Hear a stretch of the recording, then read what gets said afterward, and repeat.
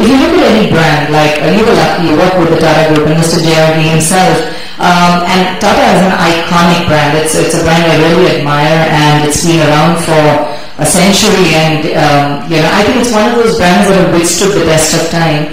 The most important thing that you understand what differentiates a successful brand from the clutter of products out there is when you think of any brand, whether it's Jet Airways or Tata Nano or a certain company that deals with pharmaceuticals, it is, as a consumer, a sum total of feelings, experiences, aspirations. There's a whole psychology of a consumer that works when they think about a brand. So you're not just thinking Tata Nano, but you're thinking about the Tata values, the reliability, the customer service, and everything that from maybe your great-grandparents' times, what you've heard from your family, and you trust the car, the product, because of all these values that you associate with the Tata Group. And that's really what differentiates a brand from a product.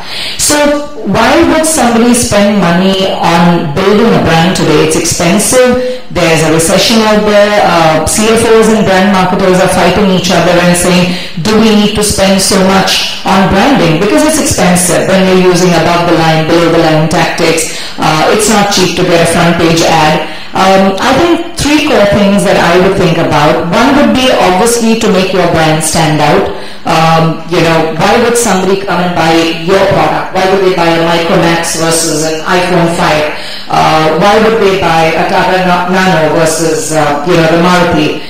So what is that product differentiator, that one USP that differentiates your product? And always remember, this is something I've believed in, something I've worked with in the different brands, companies like Disney and even in Percept. We've dealt with about 1,000 brands till today. We've created some of the most long-standing campaigns like Desh Ki Dhadkan, Coming Home to Siya Rams, and even the current brand Sunburn, which is a fun music festival, but it started as a music festival on the beach, and now it's the most aspired event that everybody wants to be seen at. So these are very interesting examples of branding, where you just take a product, a dance at the beach, a car, pantaloons, apparel, and you convert them into something that consumers aspire for.